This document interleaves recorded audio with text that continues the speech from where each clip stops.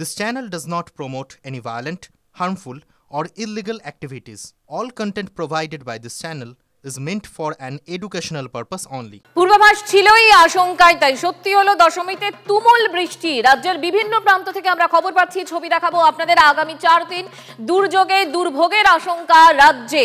কলকাতায় ভারী বৃষ্টি ইতিমধ্যেই শুরু হয়ে গিয়েছে। বিভিন্ন জায়গায় ঝেঁপে বৃষ্টি হতে পারে। দক্ষিণ 24 পরগনা, হাওড়া, উত্তর 24 পরগনাতেও, 2 মেদিনীপুরেও ভালো রকম বর্ষণের আশঙ্কা। আপনাদের আরো ছবি দেখাবো। এই মুহূর্তে কলকাতাতে যেরকম বৃষ্টি শুরু হয়ে গিয়েছে এবং শোভাবাজার রাজবাড়ি, সেখানে উঠোনে ইতিমধ্যেই জল জমে গিয়েছে। দেখুন, ছবি দেখাচ্ছি আপনাদের, এবং তার মধ্যেই বিসর্জনের প্রক্রিয়া শুরু হয়েছে। এই মুহূর্তে সরাসরি চলে যাব শোভাবাজার রাজবাড়িতে। সুজয় আমাদের প্রতিনিধি এই মুহূর্তে সেখানেই রয়েছেন। সুজয়, আমরা দেখলাম উঠোনের রীতিমতো জল জমে গেছে, তার মধ্যেও বিসর্জনের প্রক্রিয়া। তুমি যদি ছবিটা একটু বলো আমাদের। দেখো, তুমি সরাসরি ছবি দেখছো মঞ্জিরা, যে শোভাবাজার রাজবাড়ি মাতৃপ্রতিমা বের করা হচ্ছে এবং মূল মন্দির থেকে মাতৃপ্রতিমা আস্তে আস্তে উঠোনের দিকে নিয়ে যাওয়া হচ্ছে। এবং এখানকার একটা রীতি রয়েছে যে ঠিক নির্দিষ্ট দুপুর 2:10 নাগাদ মাতৃপ্রতিমাকে কাঁধে নেওয়া হবে। এখানকার নিয়ম অনুযায়ী কিন্তু কোনো গাড়িতে বা ট্রাকে করে নিয়ে যাওয়া হয় না, গঙ্গা পর্যন্ত কাঁধে নিয়ে যাওয়া হয়। আর এবছর অমৃত যোগ পড়েছে দুপুর 2:10, এবং এই অমৃত যোগ কিন্তু প্রত্যেক বছর আসে না। এবছর যেহেতু দুপুর 2:10-এ অমৃত যোগ রয়েছে, তাই ঠিক দুপুর 2:10-এ মাতৃপ্রতিমা কাঁধে নেওয়া হবে এবং কাঁধে নিয়ে যাওয়া হবে গঙ্গার ঘাট পর্যন্ত। সেখান থেকে জোড়া নৌকোয় নদীপথে, অর্থাৎ গঙ্গার ঠিক মাঝ বরাবর নিয়ে সেখান থেকে নীলকণ্ঠ পাখি উড়িয়ে মাকে বিসর্জন দেওয়া হবে। অর্থাৎ এখান থেকে যখন কাঁধে উঠবে দুপুর 2:10, সেখানে নীলকণ্ঠ পাখি ওড়ানো হবে কৈলাসে বার্তা দেওয়ার জন্য। তার পরবর্তীতে যখন মাতৃপ্রতিমা জলে পড়বে, গঙ্গায় পড়বে, সে সময় আবার একটা নীলকণ্ঠ পাখি ওড়ানো হবে। এবং যেহেতু তারা বিশ্বাস করেন যে এই নীলকণ্ঠ পাখি বার্তা নিয়ে যাবে যে মাতৃপ্রতিমা বিসর্জন হয়েছে। তুমি সরাসরি ছবিটা দেখছো, আমার সহকর্মী পিকু সেই ছবিটা দেখাচ্ছে, যে মাতৃপ্রতিমাকে বের করে নিয়ে যাওয়ার ছবিটা দেখানো হচ্ছে। তুমি দেখতে পাচ্ছ যে সব রকম সুজয়, বৃষ্টি তো রয়েছে, বৃষ্টি হচ্ছে, তার মধ্যে কাঁধে করেই নিয়ে যাওয়া হবে, মানে নিয়ম মেনেই বিসর্জন হবে, তাই তো? একেবারে পরিবারের সদস্যরা তাই বলছেন যে প্রাকৃতিক দুর্যোগ বা যে কোনো রকম বাধাই আসুক, তাদেরকে ঠিক দুপুর 2:10 বা যে সময় বলা হয়েছে সেই সময়ে ঠাকুরকে নিরঞ্জনের নিয়ে যাওয়া হবে। কারণ এবছর অমৃত যোগ পড়ছে দুপুর 2:10, সেই কারণেই এই বিশেষ সময়টাকে কাজে লাগানোর জন্যই। তোমার সাথে আবারও কথা হবে। শোভাবাজার রাজবাড়ির ছবি আপনাদেরকে দেখাচ্ছিলাম, যেখানে উঠোনে কিন্তু জল থই থই অবস্থা। তার মধ্যে ইতিমধ্যেই প্রতিমা নামানোর কাজ শুরু হয়ে গিয়েছে, এবং তারপর ঠিক পঞ্জিকা মতে 2:10 যে সময়, সেই সময় কাঁধে করে প্রতিমা নিয়ে যাওয়া হবে এবং তারপরে বিসর্জন প্রক্রিয়া সম্পন্ন হবে শোভাবাজার রাজবাড়িতে। এবার চলুন বাবুঘাটে নিয়ে যাই। আজ নিরঞ্জন প্রক্রিয়া রয়েছে, সেখানেও বেশ কয়েকটি প্রতিমা নিয়ে আসা হচ্ছে এবং তুমুল বৃষ্টি হচ্ছে। সব মিলিয়ে ছবিটা দেখাবো। সৌভিক এই মুহূর্তে আমাদের সঙ্গে রয়েছেন, সরাসরি দেখাবেন। সৌভিক,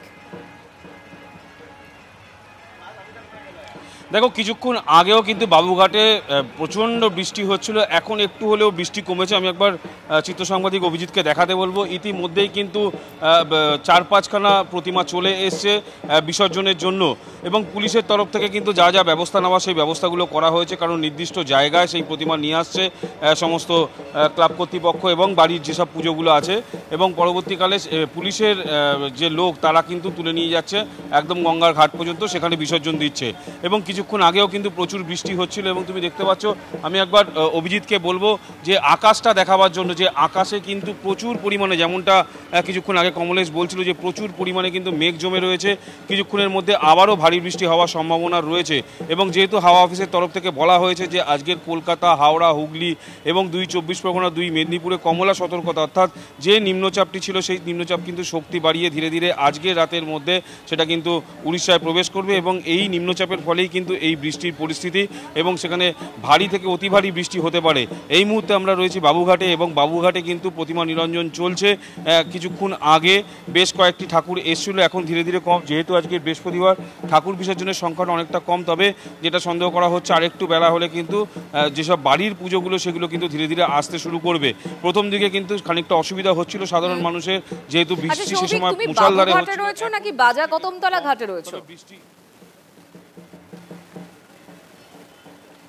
দেখো এই মুহূর্তে আমি যেখানে রয়েছি সেটা হচ্ছে বাবুঘাটেই এই মুহূর্তে সেই প্রতিমা নিরঞ্জন চলছে এবং কিছুক্ষণ আগেও কিন্তু প্রচুর পরিমাণে বৃষ্টি হয়েছিল। এখন বৃষ্টির পরিমাণ খানিকটা হলেও কম, প্রতিমা আসতে শুরু করেছে এবং পুলিশের তরফ থেকে কিন্তু বিশেষ ব্যবস্থাপনা রয়েছে, নির্দিষ্ট জায়গা রয়েছে, সেখানেই নিয়ে যাওয়া হচ্ছে ঠাকুরগুলোকে।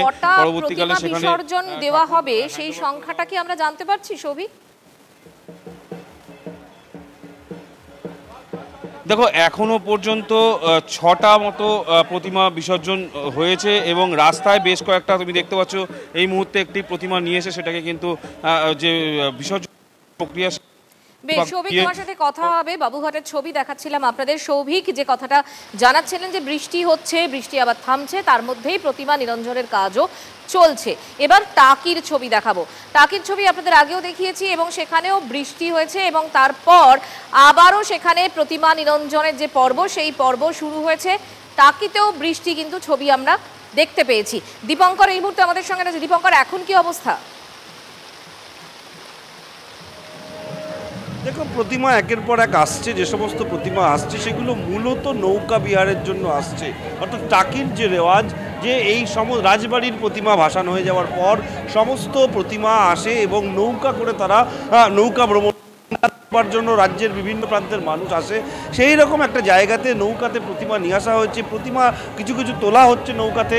কিন্তু সমস্যা হচ্ছে একটাই, বৃষ্টি যেভাবে হচ্ছে তাতে কিন্তু যারা প্রতিমা নিয়ে এসছেন তারাও সমস্যায় রয়েছেন, প্রশাসনের কর্তারা সমস্যায় রয়েছেন। ভারত বাংলাদেশ বর্ডার একদম 0 পয়েন্ট, যার মাঝখানে নদী রয়েছে। সেই রকম একটা জায়গাতে কিন্তু এই নদীর মধ্যে যে সমস্ত নৌকা প্রতিমা উঠেছে সেই প্রতিমাগুলোকে রক্ষণের জন্য পলিথিন দিয়ে ঢেকে দেওয়া হচ্ছে। কিন্তু উল্টো দিকে বাংলাদেশ সেই জায়গা থেকে নিরাপত্তার একটা বিষয় রয়েছে। 140 জন বিএসএফ কর্মী তারা ঘোরাফেরা করছেন, নদীতে স্পিড বোট রয়েছে যাতে যদি কেউ নৌকা বিহারের সময় কোনো রকম সমস্যা না হয়, সমস্ত দিক দেখবার। কিন্তু কিছুক্ষণ আগে আমরা যখন চেয়ারম্যান বা ভাইস চেয়ারম্যানের সঙ্গে কথা বলছিলাম, তিনি যেটা বললেন যদি এইভাবে বৃষ্টি মুষলধারে বৃষ্টি হয় সেক্ষেত্রে কিন্তু এই প্রতিমা নিয়ে নৌকা বিহার সেটা বন্ধ হয়ে যেতে পারে। কিন্তু তারা দেখবেন আবহাওয়া কি অবস্থা হয়, যদি আবহাওয়ার পরিস্থিতি ঠিক হয় সেক্ষেত্রে টাকি এবং শোভাবাজার রাজবাড়ির ছবি আপনাদেরকে দেখাচ্ছি।